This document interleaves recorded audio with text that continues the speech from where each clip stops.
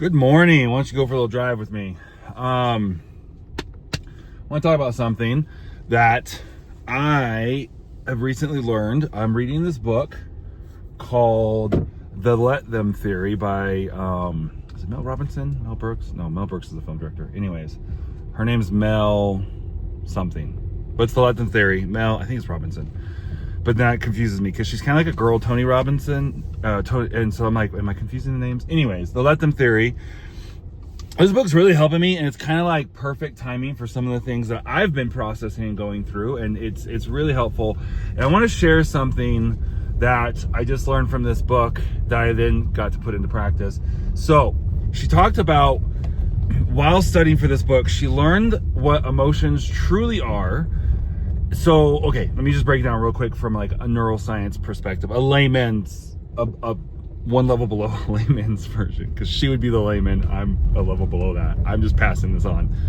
So, an emotion, when you have an emotion, right, something happens.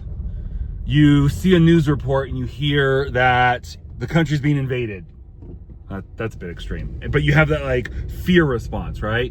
Maybe a little more realistic. You're walking and a dog runs up on you, and, you know, right? And you have that, that fear response.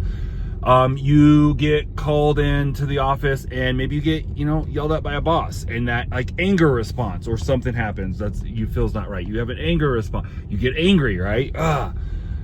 Someone does something, you walk in and maybe your kid didn't clean up like you told them to, and you come back and lo and behold, they've gone off to their friend's house, but they didn't clean up the thing that they had to clean up before they could go to their friend's house.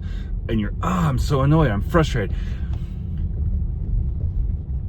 My memory, if I can remember this correctly.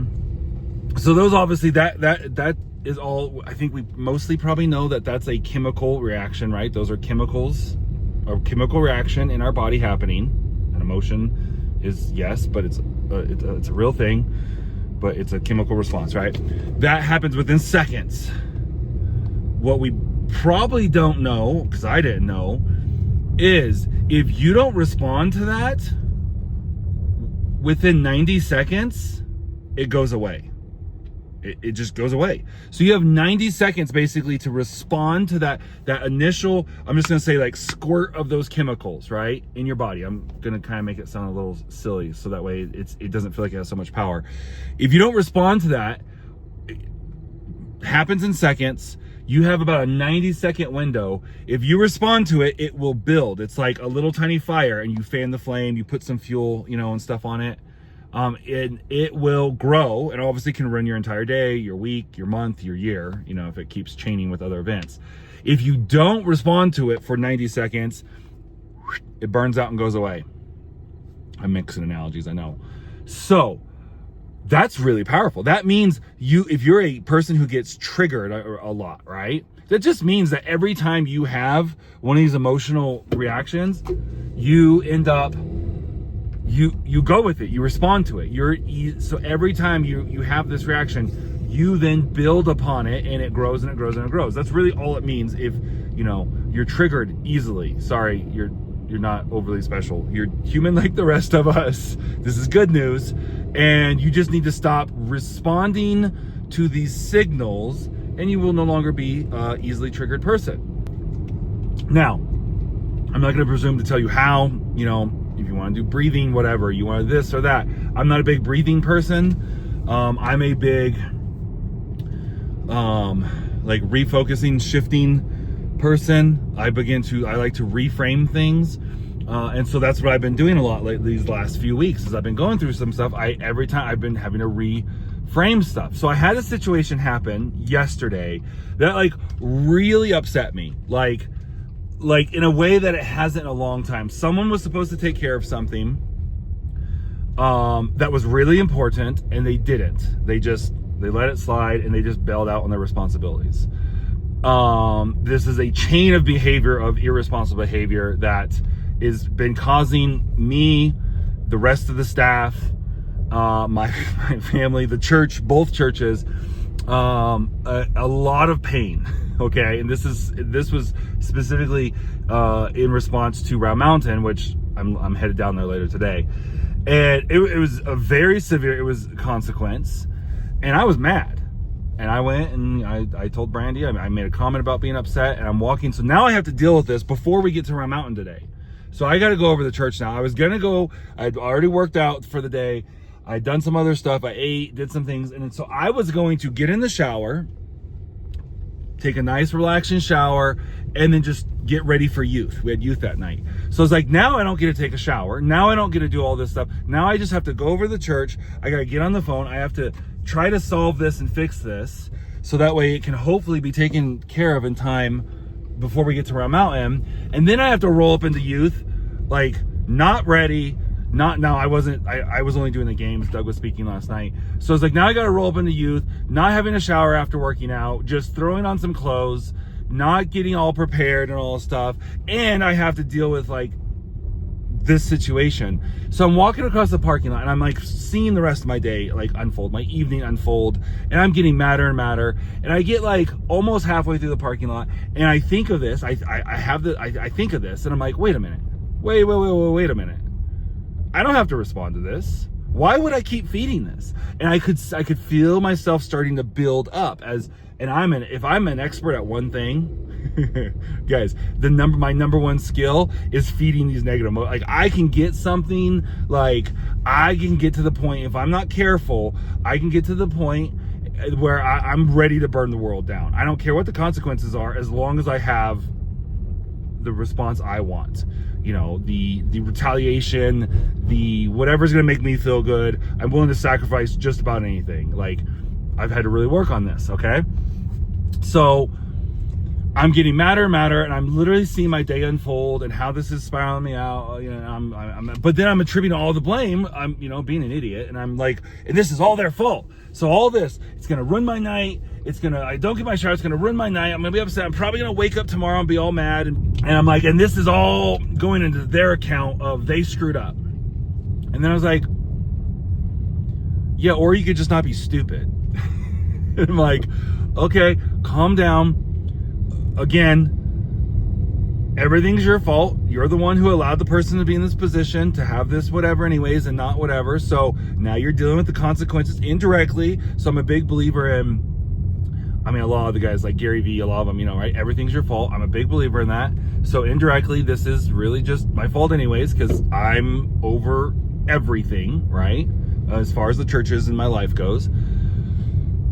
And then I'm like, and you can't, I'm just reframing it. It's like, so that's the first one. My second level of reframing, I go, you can't change it. So getting mad is just going to make it harder and make other things harder. You can't change it. It's already happened. The damage is done. The things have happened. Getting mad isn't going to excuse you and make the fair fairy come in and wave her little wand and say, well, that wasn't fair. We're going to make this all go away. I still have to deal with it no matter what. It's only going to be harder if I'm upset. And then the third level, I remind myself, that's my job. My job is to do the hard things. At the end of the day, like if you're a mom, you're thinking, like you may be thinking, well, my job. No, it is. Like you're a mom. Like your job is to take care of the hard things so your kids don't have to, so they can grow up right? There's a version of that. There's things you bear the burden so your kids don't have to until they are ready to go off on their own, and then they can deal with their heart, and you progressively let them deal with harder things, right? So that's the job. If you don't want to just, curl up in your bed and watch Netflix and not contribute to society, your job at some point on some level is to deal with hard things. And the more leadership, the more responsibility, the more people count on you, the more it is. So I'm like, your job is to do the hard things. This is a hard thing to deal with. Do it. You're here to do it. In fact, someone had even offered, hey, do you want me to take? I'm like, no, this is my job to take care of. You don't have to go and try to fit. I appreciate it, but I got it. So I'm walking across the parking lot, and so I tell myself those three things to help me. Again, you breathing. I'm not a big fan of like breathing techniques. I'm a big fan of reframing things and changing your mindset and just dealing with that. So that's what I do. I go through this particular case, I go through those three levels of reframing. And then I literally just feel almost like, like in the movies, they cut the power and you hear that sound as it goes down, right? I feel that sound effect. It starts to go down, it all goes away, And then I go from like, oh, my day's gonna be ruined, I'm gonna be upset the rest of the night. I go from being like upset and mad to happy and carefree, and I'm having a good day. So I'm like, feeling pretty good actually. Like, so I go in, I deal with the thing, I'm able to go in not upset, I'm having to call on the phone and deal with some stuff.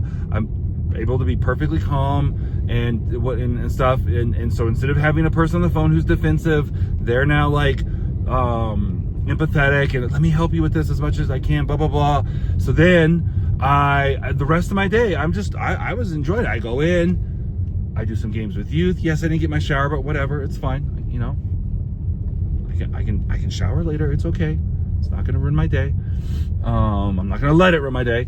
Do youth, do all this stuff. Instead of being grumpy with my leaders, it's Doug's first night to come in and preach. So instead of being kind of grumpy and off-put and making him feel weird, like, well, is it something I did? What's going on? I'm able to I'm actually, you know, I mean, it's not the best day of my life, but you know, it's a pretty good day. And the huge difference that was. So I don't like it when people just say things like, do something. I like the tactical. So this whole idea of like, hey, don't let it bother you so much. Well, that's great. That's awesome, Pastor. You get up on here on your YouTube channel and you tell us to not let things spiral out of control and not let things get, well, this is a way, right? Here's some science behind how your brain / body works, and you can deny if you want, but she got this directly from an actual like neuroscientist brain doctor person. That was super fancy, I know. And now I'm telling you, I learned this on Tuesday, and on Wednesday, I got to try it out, and it really works. Now, I already have been using that reframing thing for quite a while, but not waiting so long. The extra, the added here, the bonus for me was, yes, I do the reframing, but I would go and get all wound up and stirred up and all this stuff, and then I would still have like the residue of those emotions and still constantly having me fight. It's like a hydra. I have to all day, maybe a couple days, keep chopping those. Well, that's a bad example because then the heads come back more. But anyways, that's what it feels like sometimes. This was like, it was done. Like, then I had, like, if it wasn't for the fact that I told this story to Doug, like, hey, this was really helpful, and now I'm telling you guys, like, I wouldn't even be thinking about it anymore. Like, rather than having to fight it, so normally I let those emotions get high, I let them run for a while, and then I come in and try to use the reframing, but it's so much harder. It's like the difference of like pulling out one weed versus letting it get completely overgrown. Yes, either way, I'm using the same tool. You could use breathing, there's meditation, you can go put on worship music. Like I said, I like the reframing, that's the tool, but doesn't matter how effective the tool is, like, it's still gonna be harder and take longer if you have an entire acres and acres and acres of weeds that have grown up versus one little weed in your flower bed. You just go pull that little weed out and you're done. So that was super helpful. Hopefully this is helpful to you as I just aimlessly drive around the town. I'm like, this is the problem with living in a small town. I'm used to recording these videos like on my way home from something. I don't have a 15-minute drive home from the office or from the gym, which I'm very grateful for, but then I end up driving just in circles around town because it's like, oh, let me record this quick video on my way home from the gym, but my way home from the gym is 90 seconds. So here we go. Here's a 14-minute video as I drive around town. Let me know in the comments if that's helpful. But let me know in the comments, how do you normally deal with those like kind of emergency emotional situations where it wasn't like you were walking into it. Like, you walk into something, and then boom, you're ambushed with some sort of situation. You get a phone call, you get the email, you get the text message, you walk into the office, and you're like, boom, you're starting to have like that whole fight or flight. You're starting to have that reaction. What do you do? Or maybe you don't. Maybe you're like, I don't know. I just basically, my body takes over and I end up getting sent into whatever, and my emotions take over. Or do you have a way that you typically try to deal with it? Let me know. I feel like this is a much better way than, you know, some of the other coping mechanisms of like, oh, I've had a hard day, I just got to go home and unwind with a glass of wine, or, you know, whatever. I gotta binge eat and watch a bunch of TV and ruin the rest of my night and ruin my diet and everything I've been trying to do because I'm upset. I feel like just dealing with these things when they're small and little seem like a much better way, and I know they've been helping me, so hopefully this helps you. Leave a comment. I want to know your story. I read all the comments, I respond to most of them, and then let me know. I want to know your story, so leave your story in the comments.